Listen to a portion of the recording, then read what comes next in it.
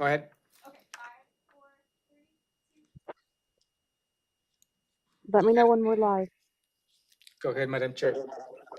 Good morning. This is the Board of County Commissioners Board Work Session. It is Wednesday, April 26, 2023. It is 9:04 a.m. This session is set to go until 9:30 a.m. This is a hybrid meeting. We're at 3000 Pacific Avenue Southeast, room 110. For public virtual attendance, you may follow along on the Thurston County YouTube channel. I'm Carolina Mejia. I'm the chair of the board, joining you via Zoom. Commissioner Gary Edwards, joining you via Zoom, but he will be in the boardroom in shortly. And Vice Chair. You got to unmute for some reason. Okay, can you hear me? Yeah. Okay, where did I cut off? I apologize. You're stating the vice chair is excused. Yeah, Vice Chair Time Answer is excused. The topic for today's agenda is the Chehalis Basin Land Briefing Opportunity, and this is an informational session. And County Manager, passing it to you. Yeah, thank you, commissioners. Thank you, the guests this morning. I will have given the floor to introduce themselves and give us a little more perspective as to how you fit in this whole presentation. And then I will give you the floor to move forward on this. Please go ahead. Thank you so much, and good morning, commissioners. I'll start. I'm Andrea McNamara Doyle, and I'm the director of the Office of Chehalis Basin, which is an office within the state of Washington's Department of Ecology. I appreciate the opportunity to come and talk with you today about one aspect, a very important aspect of the Chehalis Basin strategy. And then I'll turn it over to my colleague here, who is a consultant that has been supporting the local actions non-dam alternative work that has been part of the strategy. I wanted to start with some really great news. When the legislature adjourned this past weekend, they included $70 million to continue work on the Chehalis Basin strategy, which is a tremendous accomplishment, and it wouldn't have been possible without the support of all of the basin legislators that include some of those from Thurston County as well as Lewis County, Grays Harbor County. And that funding has been consistently maintained over the last few biennial budget cycles to support the Chehalis Basin Strategies work, which is focused on a dual mission of protecting aquatic species habitat and improving the basin for salmon recovery and other aquatic species, at the same time working to address the very significant challenges that the basin faces with flood damage, repeated major and catastrophic flooding. So we do that as part of the Chehalis Basin strategy by looking to long-term resiliency and promoting the vitality of the region through both flood solutions and aquatic species restoration plans. What we do in terms of that is recognizing that the board, the Chehalis Basin Board in our office, is not going to succeed in fully tackling either of those issues, flood damage and fish restoration and recovery, without an aggressive and bold action on both sides of those equations. And that is part of what we have been really intensely focused on. So how the strategy works is taking an integrated approach. We use a collaborative, non-regulatory and voluntary cooperative approach. So again, my office supports the work of an independently appointed Chehalis Basin Board, and we look to find solutions that can happen in the immediate near term as well as in the long term. So while they continue wrestling, the Chehalis Basin Board continues wrestling with some of the big long-range planning and project evaluation, we're also putting, good morning, Commissioner, thanks so much for coming. We also are putting solutions into action now to both protect people as well as fish and wildlife. In front of you, the small little booklet that we've left at your desks is our end-of-year report from last year that identifies a number of the projects and the types of projects that we've implemented. And I just wanted to highlight for you here in Thurston County, County what some of those projects have been over the past several years that have been supported by funding through the Chehalis Basin Strategy. On the flooding side, we have provided funding to Thurston County to do a home elevation pilot project. We have provided funding to improve your weather and stream flood hazard gauging and telemetry system to connect your gauges into the broader early warning flood system. We've provided funding to support a flood study around Independence Road down in the southern portion of the basin. And on the habitat and aquatic species restoration work side of our strategy, we have funded both the county specifically to do habitat protection and restoration work, as well as a number of our partners who are working in Thurston County, such as Capital Land Trust, who's done work down in the Black River area, the Thurston County Conservation District, who also has restoration projects happening down in the Independence Valley area, as well as the State Department of Fish and Wildlife, who has been doing a lot of work down in the Black River area, West Rocky Prairie, Blooms Preserve, and even a private homeowner association that wanted and needed help to work on a fish barrier removal project. So those are just some examples of the over 100 projects that the Chehalis Basin Strategy has funded through the years. And so the purpose of today's presentation to you is to talk about a major milestone that we have recently completed and presented to the Chehalis Basin Board, and we want our local communities, including Thurston County, to sort of understand where we're at in our process. So focusing in on today's land topic, a little bit more background on that. At the urging of Governor Inslee, the Chehalis Basin Board created this process we refer to in shorthand as the LAND process. It stands for Local Action Non-Dam Alternative for Flood Protection. And they were tasked with developing and evaluating a comprehensive flood damage reduction plan for the basin that doesn't include the proposed dam that is under consideration and evaluation. So the board asked for an alternative that could provide a comparable level of protection as the proposed flood retention facility for homes and businesses and critical facilities that are already in harm's way in the basin. And to that end, the board charged them to focus first in the part of the basin that would be most directly benefited by the proposed dam, and that's the populated areas of the Twin Cities and Lewis County, Chehalis, Centralia. But that's not been their only focus. They have taken a basin-wide focus as well for the rest of the basin. The Chehalis Basin Board also asked them to consider how the farming community and agricultural sectors would be affected by a non-dam approach to flood damage reduction, and how the needs of lower income and other historically marginalized people and communities could be taken into account as we look at a basin-wide flood solution. Part of the board's due diligence, and I want to underscore this, even in the face of all this work we're doing on the local actions non-dam alternative, has also been to continue the due diligence around looking at the proposed flood retention facility, that the dam that's being proposed for the upper Chehalis River just outside of PL, to hold back major and catastrophic flooding during flood events and otherwise be open and allow the river to flow naturally and normally through it. So the board has continued to support that effort as well in parallel with this effort of a non-dam alternative.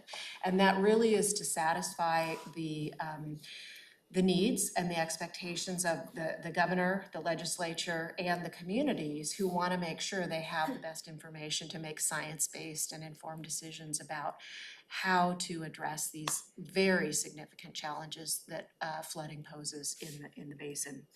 So where this is all going, there are no decisions that have been made about dam or no dam, and spoiler alert, it probably won't be for another little while before those kinds of decisions are made. One thing we all have kept in mind is we know these are not easy decisions. And as county commissioners, you're well suited and well familiar with the very difficult decisions that require trade-offs of all kinds of hard topics that you wrestle with.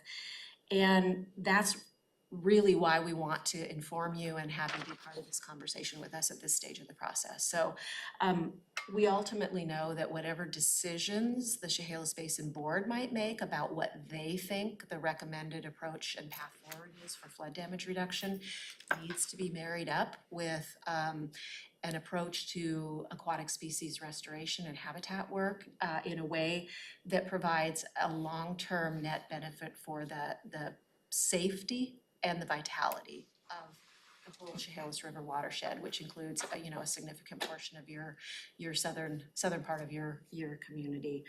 So we know we're going to need an awareness and ideally a support from the communities for their path forward. So with that as the context, I want to turn it over to Alex Dupy. He can introduce himself as the consultant, and he's going to walk you through sort of how we developed this local actions non-dam alternative, and then hopefully be able to answer any questions. Great. Thank you, Andrea, and thank you for the time this morning. My name's Alex Dupy. I'm a principal and also the project manager for the land alternative development process. We are the consultant lead. I'm with a firm called MIG, which are planners, urban designers, and engineers. We're a consultant lead for a large team of consultants looking at how we both look at the catastrophic effects of flooding within the basin, but also looking at both programmatic as well as project-specific ways to be able to address flooding within the basin. I have a number of slides that I'm probably not going to get to, just given timing, so I just want to Appreciate that. forewarning. Are they in here? They are in there, and then also there's a large book in front of you is the project summary, which we gave to the Chehalis Basin Board. Let's say 2 weeks ago for that, and that has a full kind of rundown of the project itself or the program itself, and so feel free to keep those and certainly answer questions as we step through. Just to remind folks, as Andrea mentioned, we are focused primarily on the upper Chehalis River Basin. That's essentially from PL down to just north of the Chehalis area and the Grand Mound area.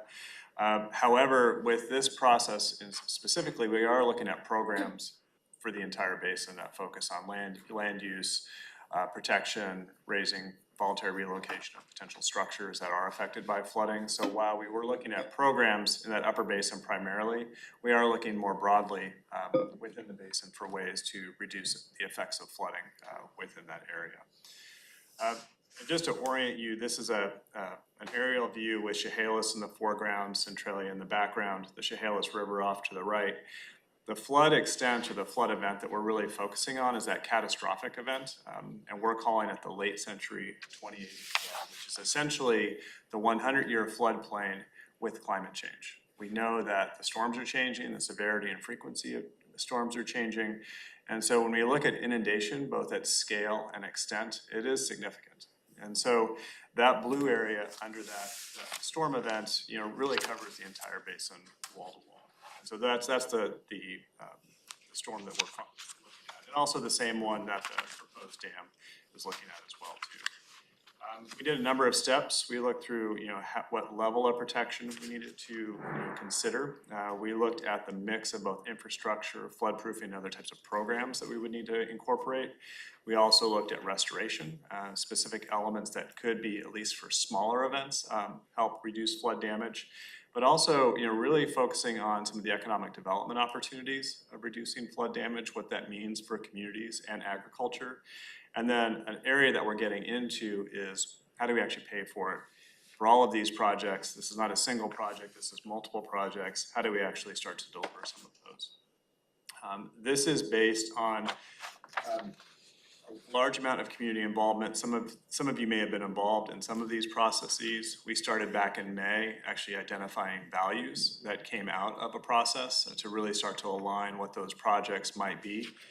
And really focusing on 6 values: family, culture, and heritage, natural wonder, economic vitality, trust, respect, and self-determination, public safety and resiliency, and healthy environment and healthy people. Those values, which are explained in more detail in the summary report, really help set the stage and the tone for the projects and programs that we've looked at. So there are three key kind of buckets of essentially, which are projects, which include roads and bridges, emergency access. We did look at levees and flood walls for urbanized areas. We recognize that, you know, there are a lot of structures in harm's way that we need to be able to protect in some fashion. We looked at specific other types of infrastructure that includes both channel diversion for the Chehalis River, as well as increasing conveyance, which essentially means reducing those pinch points along the Chehalis River to allow more flow. We looked at different types of programs. Safe structures is essentially how do you develop a program for structures within a floodplain that would not be protected by infrastructure? How do you, identify ways to protect, raise, or relocate those structures in a voluntary system? We also focused on both resiliency as well as alignment with other programs within the basin, specifically the Aquatic Species Restoration Plan, which is primarily a restoration element, but one that we feel could really help balance the restoration with flood management in the area. And then we also looked at restoration specifically for ways to bring those natural elements back to the basin.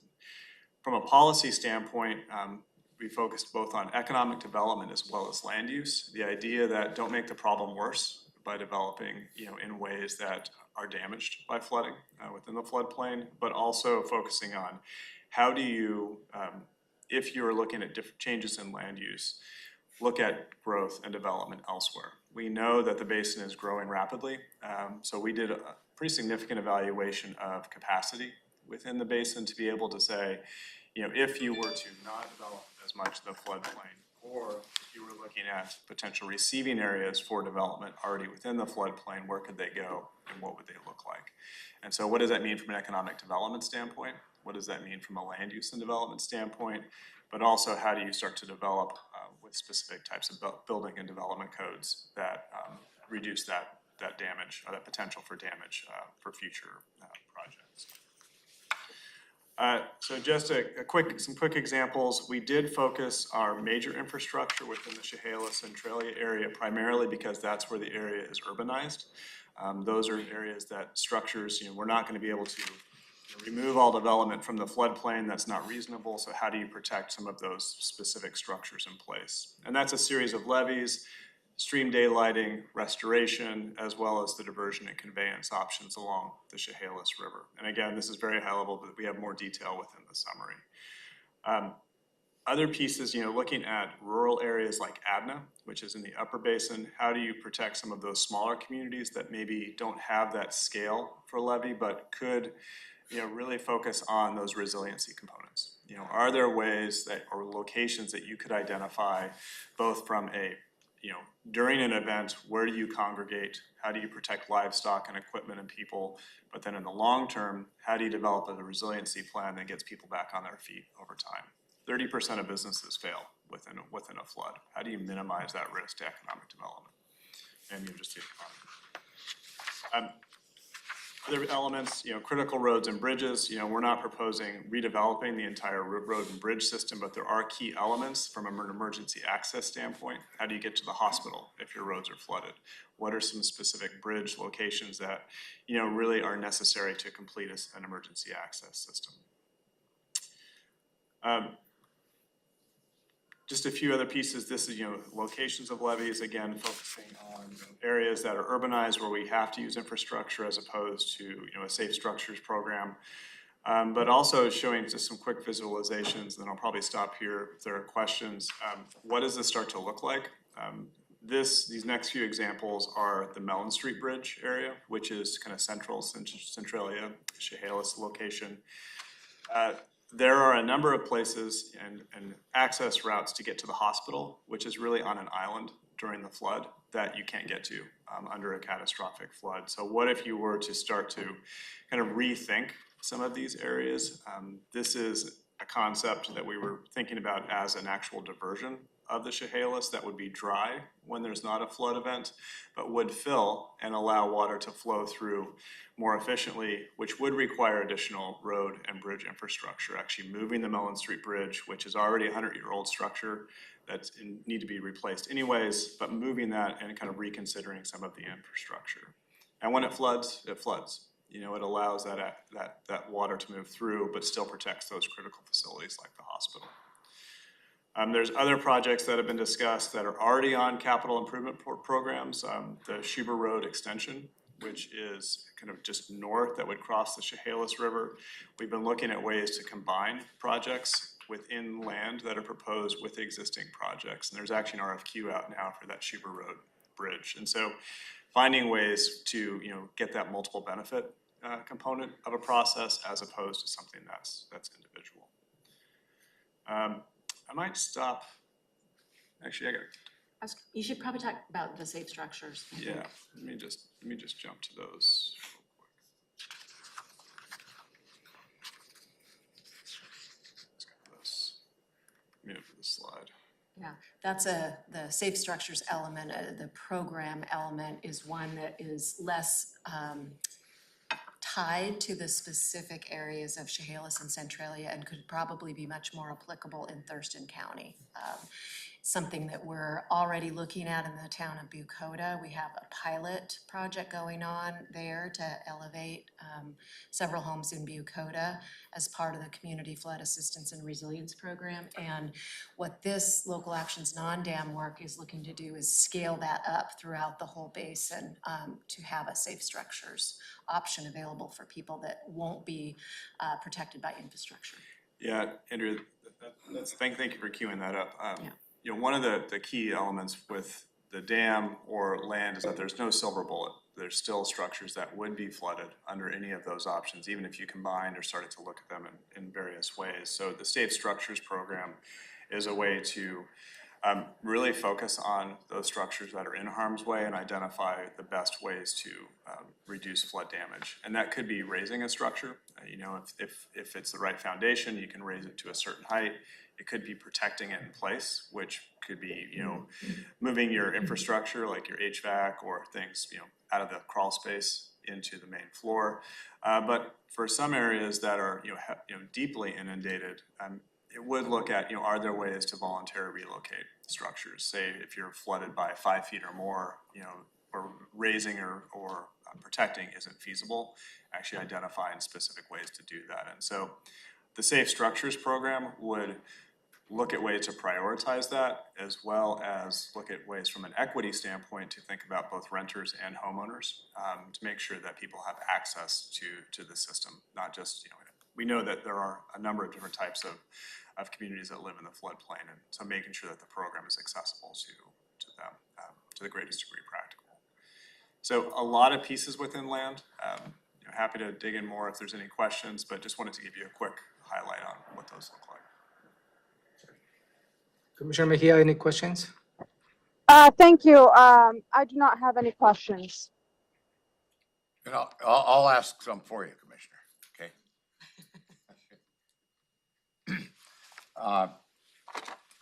You mentioned that, you know, you don't have a time frame yet, but it's quite a ways out, I take it, before, on this whole, dam proposal that you're talking about. It's kind of like our airport thing that we're working on. But it is out there quite a ways. And this Just gonna- book, is it available to the public? It says draft on it, so I'm just wondering, is this available to the general public to review? So that is on ChehalisBasinLand.com is our project website. There is a virtual version of that people can step through. So all of that information is available online. I just wonder if a few copies of these wouldn't be nice down at the libraries or something around, or the libraries. That's an excellent idea. Yeah, thank Just, you. just to see if, you know, because there's gonna be people interested. Am I bugging you too much? Okay. And when the power company quits producing power from the Skookumchuck Reservoir, is that part of the plan to make that a flood control facility?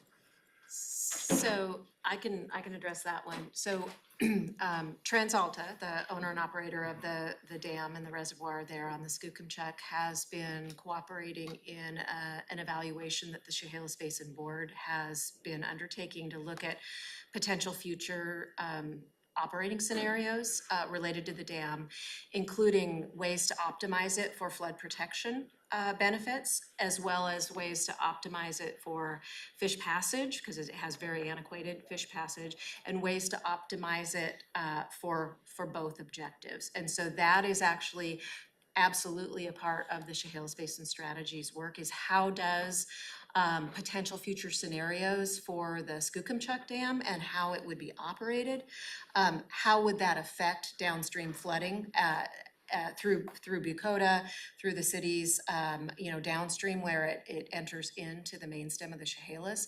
And 30 minutes is just not enough to tell you all about the Chehalis Basin Strategy. There's an entire other report that has recently been prepared by another team of consultants for the Chehalis Basin Strategy that goes into what those different scenarios for the Skookumchuck Dam might look like. And that is something that the board absolutely is taking into account when it evaluates the land option, the proposed flood retention facility or dam option. And they're really trying to weave all these things together. That's one of the reasons that it's so complicated and takes so long. Just specifically to your question about how long it would be before there's a decision, the board will be making some decisions in the next few months about what information gaps they still feel like they need to have filled in order to make some conditional or provisional decisions about a future flood management, flood mitigation program. The question about whether a dam will be built or not won't happen until after the final environmental impact statements are reviewed. And at this point, the best information we're hearing from the Army Corps of Engineers and the state SEPA lead officials is that that's still at least another year, perhaps 2 years out. I guess the reason I'm concerned about focusing on the dam is we've got the Nisqually River that has a dam on it, but it's gonna continue to produce electricity for many years to come, but there's still no flood control component that goes with the licensing on that particular dam. And those only come up, I don't know, every 20 or 40 years, something like so. That has to be laid out in the future, what's gonna take place with the Skookumchuck Dam, because if they're not gonna produce power, what are they? And I don't know what the licensing requirements are with that, if there's any flood control component in there at all. Interestingly, the Skookumchuck Dam is not a Federal Energy Regulatory Commission licensed dam, so it actually won't come up for relicensing in the way that most other dams do. That's a kind of a unique situation that they're operating under. The flood protection benefits of the Skookumchuck Dam have primarily been coincidental or incidental because they don't operate it specifically for flood protection. When it has provided flood benefits, it's been a coincidence that the pool was low before the storms came.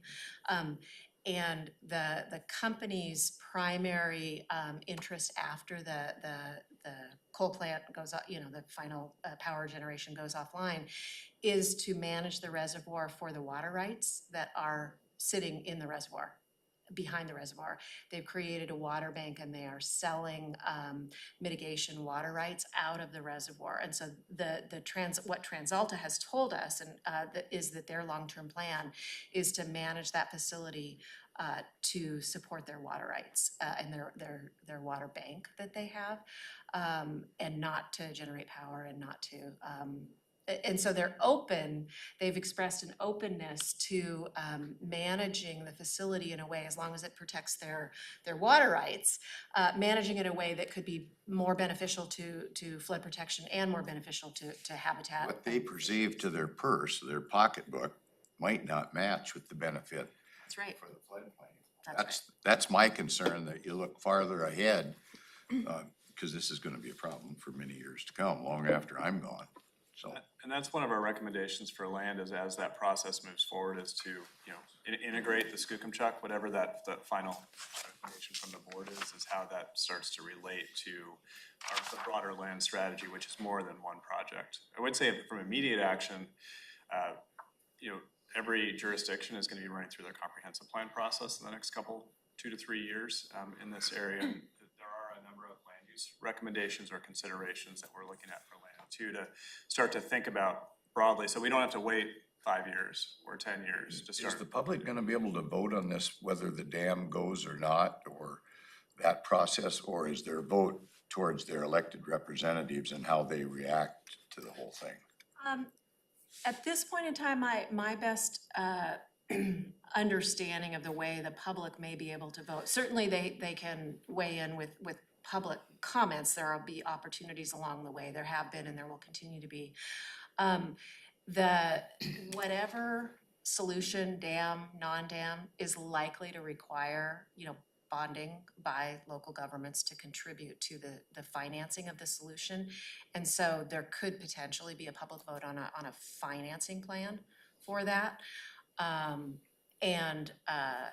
That, is one way that the public would be able to vote yay or nay, if you will, on the proposed solutions.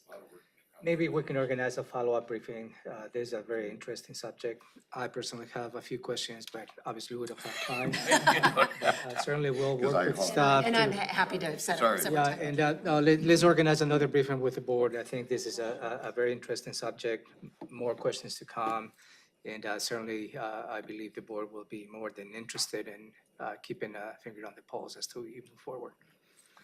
I have to say, I'm double concerned when it comes to corporate dollars versus public good.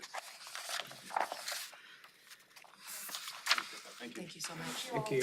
Yeah, good presentation. Thank you very much.